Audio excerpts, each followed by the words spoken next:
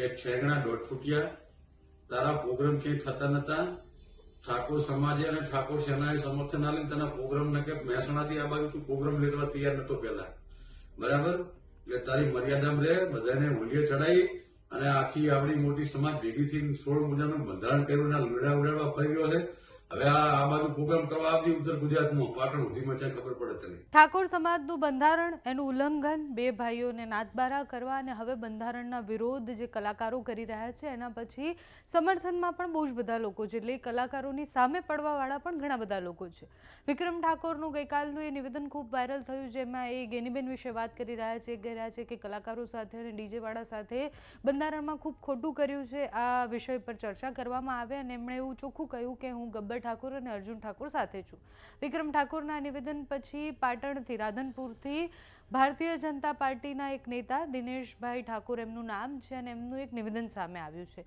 એ વિક્રમ ઠાકોર માટે જે કહી રહ્યા છે એ બહુ જ આક્ષેપો પણ કરી રહ્યા છે. પોતાના એ વિડીયોમાં એ કહી રહ્યા છે કે વિક્રમ ઠાકોર કેવા પ્રકારના પિક્ચર બનાવતા હતા, કે પછી વિક્રમ ઠાકોર કેવા ગીતો કરતા હતા, એમને કેટલા ઓર્ડર મળતા હતા, ક્યાંથી ઓર્ડર મળતા હતા, એ બધાને ખબર છે. ઘણા બધા આક્ષેપો વિક્રમ ઠાકોર પર થઈ રહ્યા છે. સાથે જ વિક્રમ ઠાકોરને એવું પણ કહી રહ્યા છે કે હવે તું ઓર્ડર લઈને બતાય.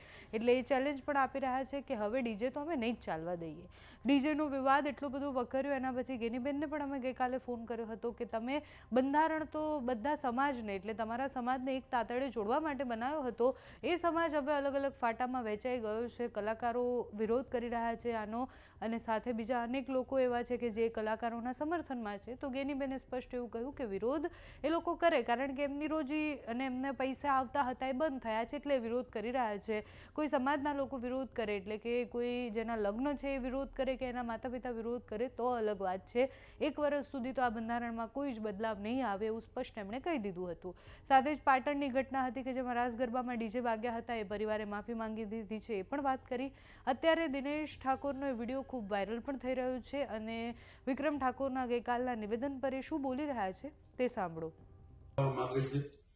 એમાં વિક્રમ ઠાકોરને હું ખાસ કહેવા માંગુ છું કે ઠેંગણા દોઢ ફૂટિયા તારા પ્રોગ્રામ ક્યાંય થતા નતા.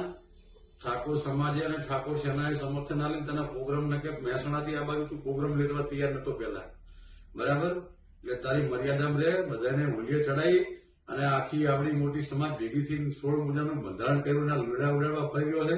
હવે આ બાજુ પ્રોગ્રામ કરવા આવતી ઉત્તર ગુજરાતમાં પાટણ સુધીમાં ક્યાં ખબર પડે તને?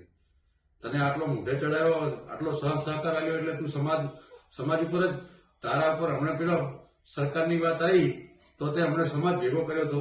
તારે આમ સમાજની જરૂર છે.